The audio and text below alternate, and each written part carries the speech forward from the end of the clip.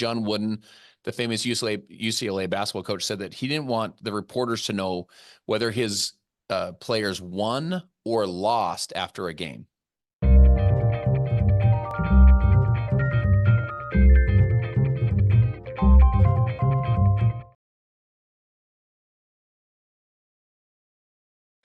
Hey, good morning, guys. Welcome to the Levelin Up podcast with Brigham Blackham. I'm so grateful today to have my good friend Justin Prince. He is an amazing entrepreneur, an author, a amazing example of how to be a great father, a great understanding of what being someone that knows how to help others at the highest level looks like. So he's a great exemplar of this in business as a coach.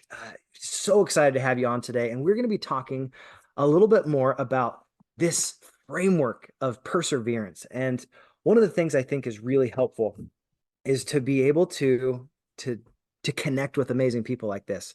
So this is the ultimate framework to persevere against all odds, unveiled. So Justin, tell us a little bit about your background. Why do people need to know you? Because I mean, you're a stud, man. I'm so grateful to have you on today. Man, Brigham, your enthusiasm is just freaking contagious, brother. What an honor to be on with you. Super fired up to be able to be with you and with your key people here. So, I come from kind of a middle-class family and from Salt Lake City, Utah. My folks, when my dad married my mom, he had 2 kids. So my older sister, older brother, when I was born, I was my mom's oldest. At age 12, my parents got divorced. We moved 13 times in the 7 years of the teenage years, kind of bouncing around a little bit. At that time, I have a special place in my heart for single moms, for sure. And, I have no professional background. I was making pizzas. I was doing construction work. I worked at a mall kiosk. I tease people. The mall is where all of us older people used to go when the Amazon was a river. So Brigham, I don't know if you even know what a mall is, but we all used to go to a mall. All of us old people did.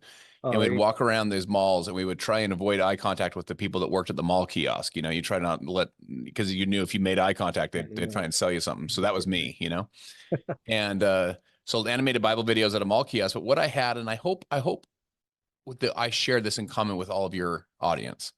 What I had is I had big dreams and I had big goals and I wanted to do something in my life and I wanted my life to matter and I wanted to live a significant life. And so age 25, I'm married at this point. I have a little baby boy and I start my first business and I just freaking go for it. Just full tilt. Like I got this, like, let's go. And long story short, business fails. I'm below zero financially. I'm back on credit cards. I'm back on taxes.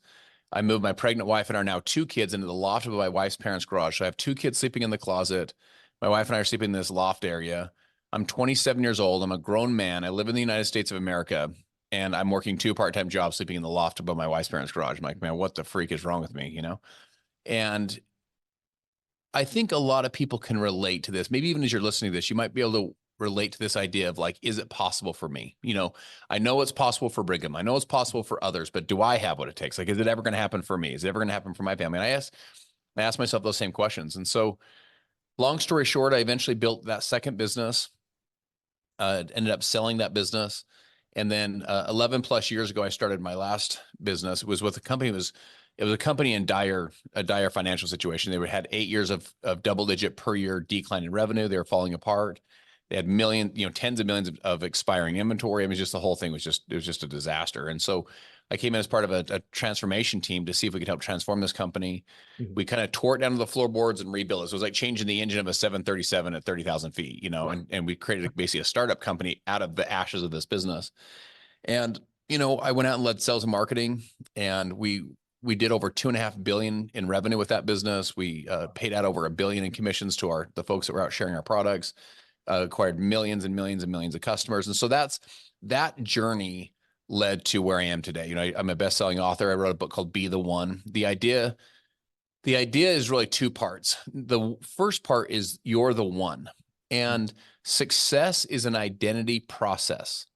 And you're never going to outperform the way you see yourself. So if you see yourself as a loser, you're not going to show up and play like a winner. If you see yourself as a winner, you're not going to roll over and quit like a loser would. So success is an identity process. And if you think about your parents, like just for a minute, think about your mom, think about your dad. The older we get, we realize our parents weren't perfect, but you also say, you know what? I really love my parents. Like they did great. I wouldn't be here without them. They did great things by me.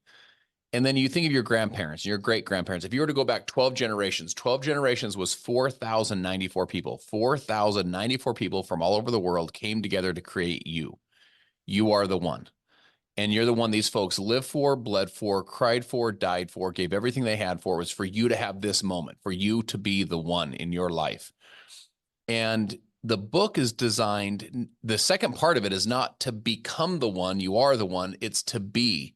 And be is this present state where you go be the one today, be the one that lives a life, be the one that creates and designs and lives an unforgettable life where future generations look up and they say, it was him or it was her. She's the one that changed our life forever. She's the one, or he's the one that changed, the addiction stopped with him, or the abuse ended with her. The financial principles that set our family free, it was my great, great, great, great grandpa. You know, he's the one, and they're telling your story. They know who you are. And you know, no one's going to pick up the pen of your life and write the story. That's your job. And so, you know, make a decision today to go be the one in your life and be the one for these future generations of kids that are yet unborn. I love that. You're basically the pioneer of perseverance. You're the pioneer of the one idea or the one part in your family lineage that you're like, that's who I am. And that's how my family will look to me. I think that's such a great visual. It's also very simple, which I think, how long did it take you to come up with this concept? Because I mean, that's probably decades of understanding and experiences to be able to say, now I understand how to help someone at this highest level. Yeah, no, that's a great question. That's a great, so a friend of mine asked me, he goes, how long did it take you to write the book? And I said, 43 years, you know? And it's one of those things where it's a lifetime of compilation. You know, I had a guy once ask me after it was a magazine interview. It was like an article like on leadership or whatever it was. And at the end, we were kind of off record, like the kind of recording was off. And he goes, how did this all happen for you? And I go, what do you mean? He goes, how did you go from broken home and selling pizza and, you know, selling Bible videos, no education, to like billions of dollars in revenue? Like, how did this happen? How did you build multiple multi-million-dollar businesses? And I was like, man, that's a good question. And so I wanted to put all of the frameworks and the formulas. So in other words, I don't want a book. I hope the book inspires you. I hope the book motivates you. By the way, the word inspire is a Latin word. It means to breathe life into. I hope the book breathes life into your heart and life into your goals and life into your remembering who you really are. However, what I also hope the book does is that it teaches, that you actually get the frameworks and the formulas and exactly what you need to do to go be the one today. So in other words, it's not just like I'm motivated. It's like, no, I'm taught, like I know exactly what to do. And so I tried to put all the stuff that's changed my whole life, you know, these frameworks and formulas and how I, you know, patterns and habits and routines, so that each chapter stacks upon the prior chapter. And so you're like, okay, got it. Boom, got it. And then by the time you're done, it's a book that will change your whole life, you know?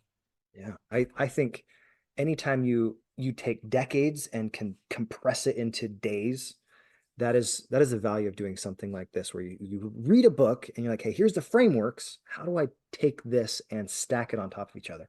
Absolutely. When you're coaching people, when you're helping people, what is the biggest thing that you have recognized as far as a pattern of progress for new entrepreneurs?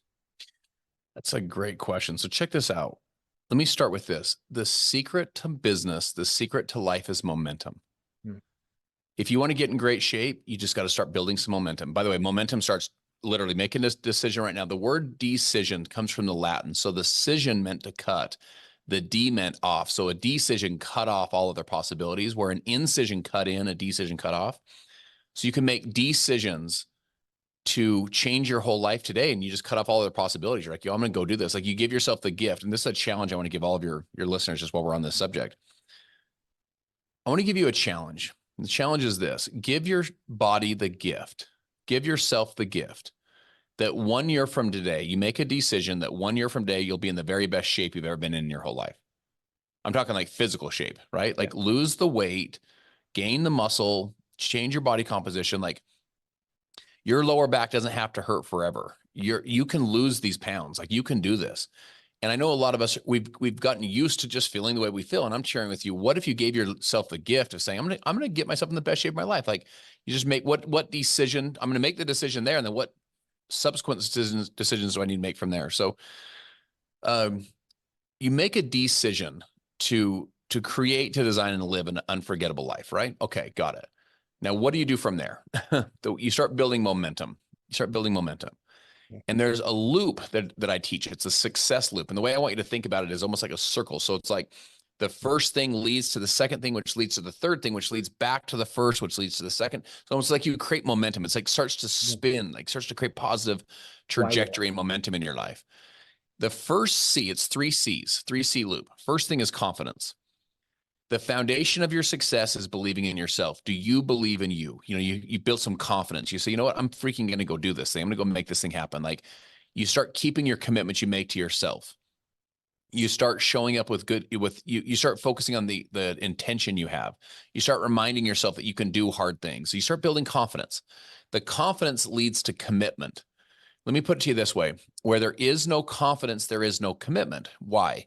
How much commitment would you have to a business plan that you had no confidence in? Zero. Well, zero, right? How much commitment would you have to a exercise program that you had no confidence in? Zero. How much commitment would you have to a marriage that you had no confidence in, you know, no trust, no confidence in the relationship? Well, zero, right? So where there is no confidence, there is no commitment. Your commitment comes from this baseline of like, I'm going to freaking go do this thing, right? Now, for most of us, many of you will be able to relate to this. I know I can relate to it, but we're kind of in and then out. It's like we listen to something, we're like, I'm in, let's go.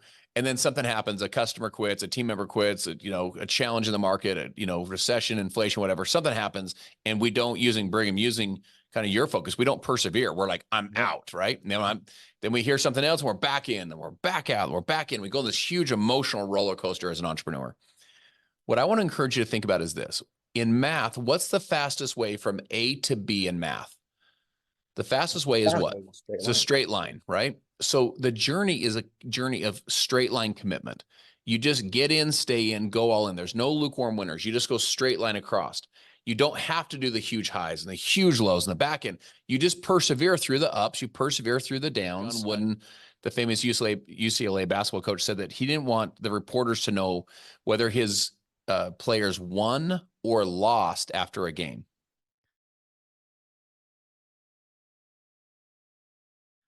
Because their emotional maturity was so stable, they were just in, you know what I'm saying? Like on big wins, they were just committed.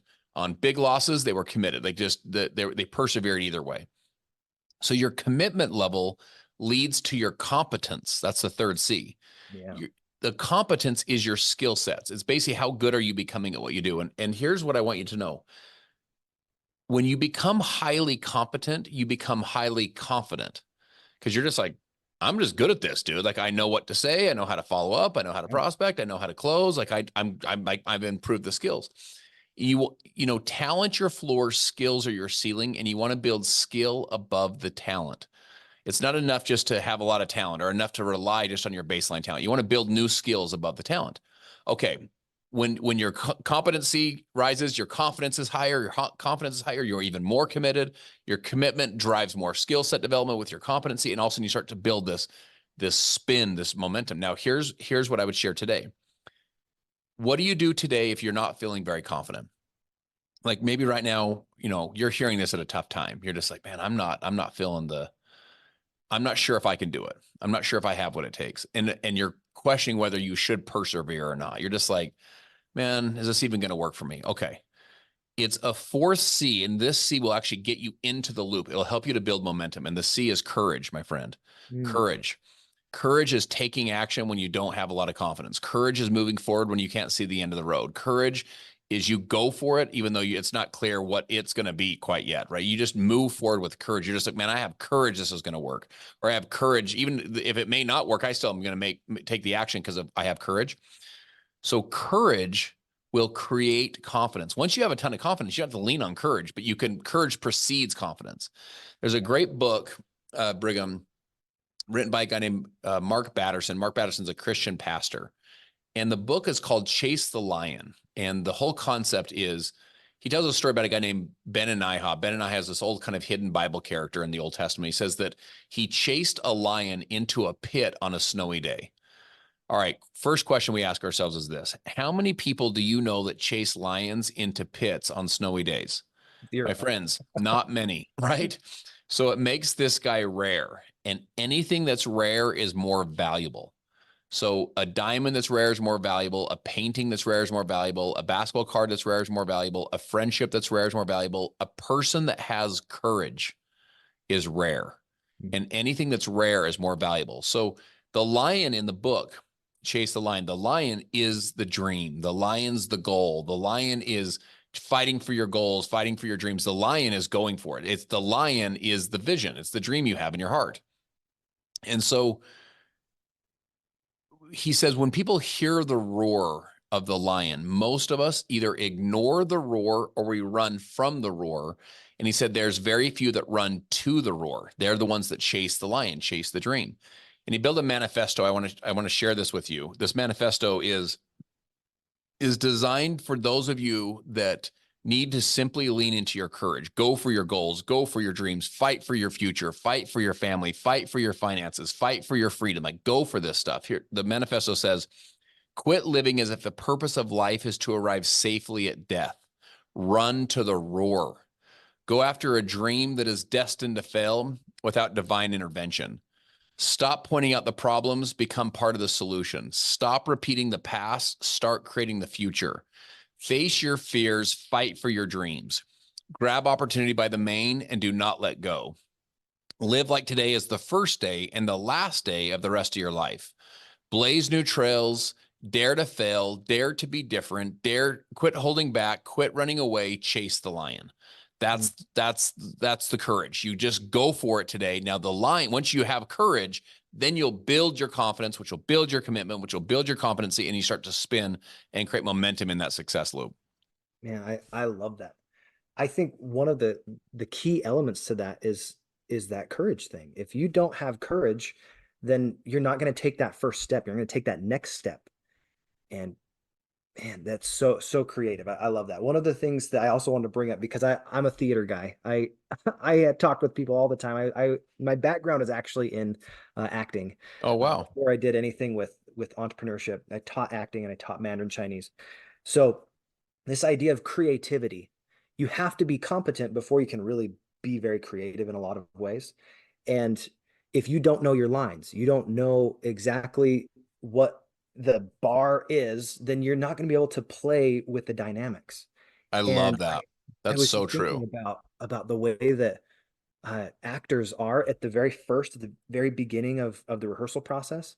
If they don't know their lines, there's no creativity happening. There's no big choices that are happening.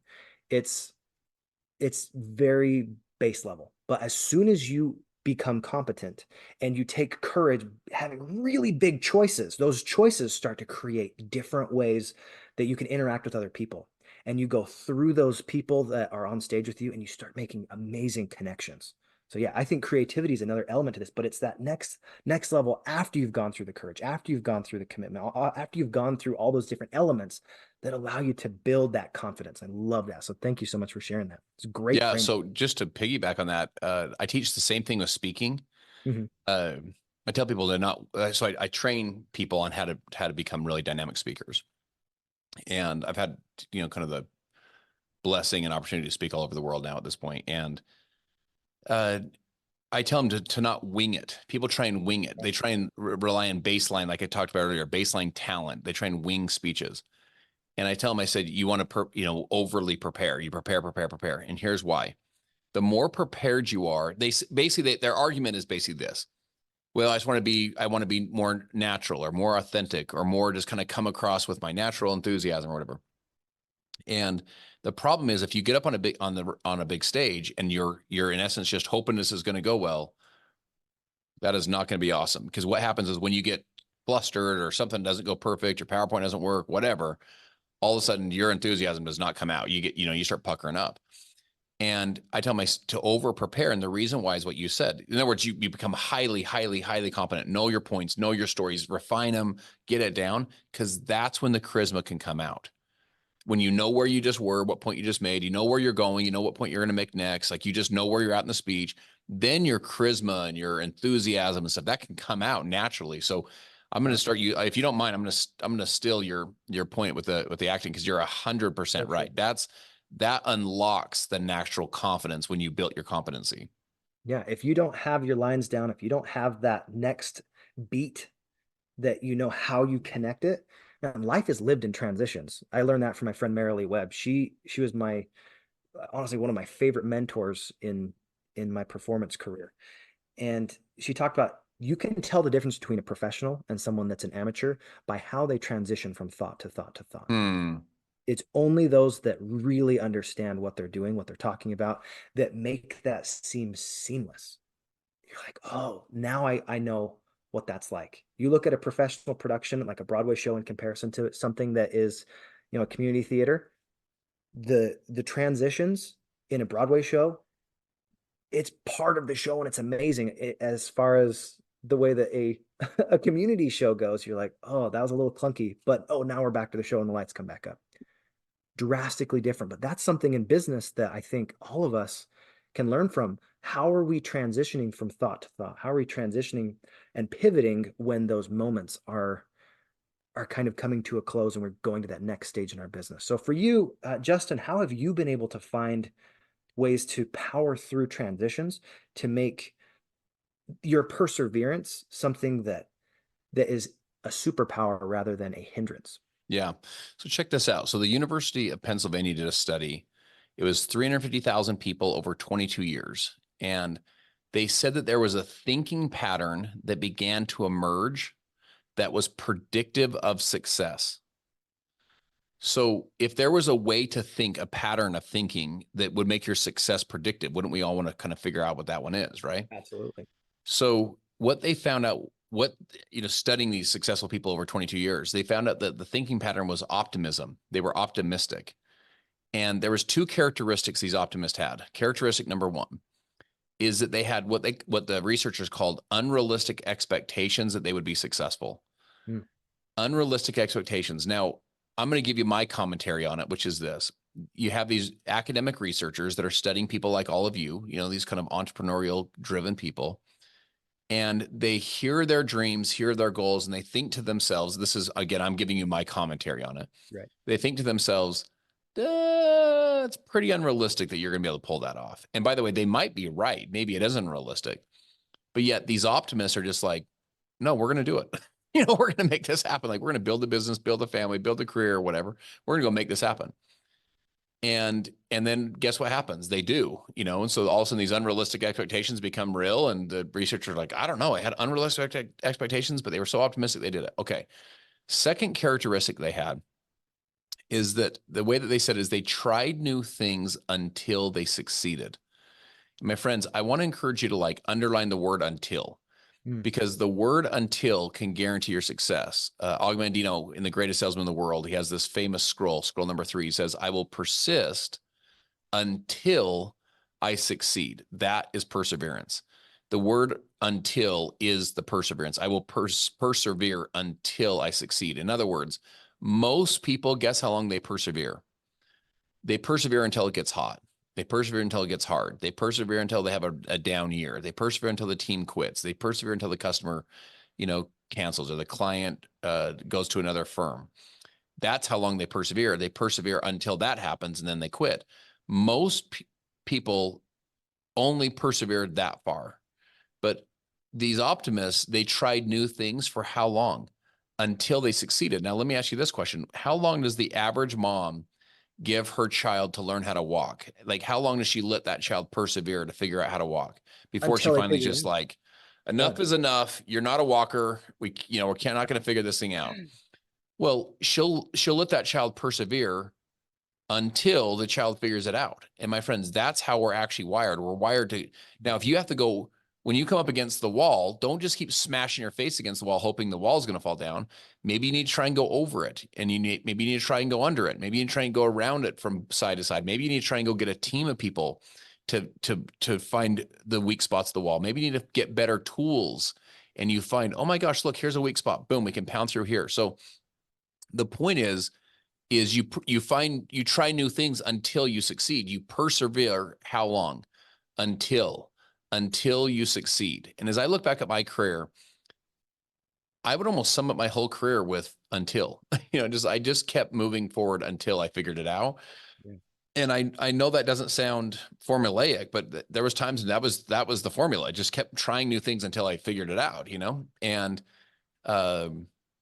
if you can model mentors, and if you can get around people that have been there in Brigham, I think that's what, you're able to do with this podcast, is get other successful people to help you with tools and strategies. My book will help you with that kind of stuff. Those kind of things help you. But at the end of the day, you just keep moving forward. You keep persevering. You keep left foot, right foot, keep moving forward. And the direction oftentimes is more important than the destination. You just keep moving in the right direction, right direction, right direction. And eventually you'll get there. And that is the power of persevering. So the word until, be an optimist, have unrealistic expectations, and then try new things until you figure it out. Great little summary of all these ideas of perseverance. Thank you so much. Now, if you could give one call to action or one idea that you're like, man, this is, if you did nothing else, you did this one thing, it will make all the difference. What would you tell yourself 10, 15 years ago? Here's what I would share with you. I would make a decision today to be the one for your family. This is the call to action. It's just to decide right now, like I'm the one. I'm doing this. I'm doing this. Because when you make an actual decision, you cut off all other possibilities. And you've never been this old before, and you'll never be this young again. And you can't always control what happens, but you can control what happens next. So right now you make a decision like, I'm it. I'm the one. I'm doing this. And once you make that, then the world starts aligning based on that decision. The world starts saying, okay, that's who you are. If you're the one, then we'll start figuring things out with you. And once you make that decision, there's no going back, because every decision, think about it this way, my friends, every decision you've ever made your whole life, every single one you've ever made your whole life has you listening to these words right now that we're talking. You made an appointment to be here. Now, you can't always control what happens next, but you can control what happens right now, which is to make a new decision to go be the one for your family. I love that. Now, just to summarize this, decision is absolutely key. Making sure you've got the courage. You're taking all those different elements of your life and saying, I am the one. And when you decide and then do something about it, you're never going to be the same person. There's a word that you said, until, that I think that is so beautiful. We're going to do this until. So in Chinese, it's zhi dao. Zhi is a straight line, and dao is to complete. You have this straight line to completion with until. And that mentality of, I'm going to do this, I'm going to keep doing it, I'm going to keep going at it until I figure it out, even if I have to start from all these different perspectives. I think that's so valuable. So thank you so much, Justin, for being on today. How do people find you, and how do they keep connecting with you? I know you've got your book. What other ways can people connect with you? Yeah, so I have a podcast, the Justin Prince Show, that I think you'll get a ton of value from across all social media platforms. Either Justin Prince or like I am Justin Prince on social, on Instagram. And then my book will change your life, my friend. You can get it wherever you get your favorite books: Audible, Barnes and Noble, Amazon, wherever you get your favorite books. Go get that book, and don't just read it, study it, because that will be a book that will change your life as well. I love it. Well, without any further ado, thank you so much for your time, energy, sharing some heartbeats with us today. Great frameworks. Man, it was a pleasure to spend some time with you. Yeah, brother. Thank you for having me on. Honored to be on with you. Absolutely. Okay. God bless, guys. Have a wonderful rest of your day. Hit that like and subscribe button. And as always, I hope you have a wonderful rest of your day, and keep leveling up every single day. Do that one thing that will help you get to that next level. Say, God bless, and have a wonderful rest of your day. Take care, Justin.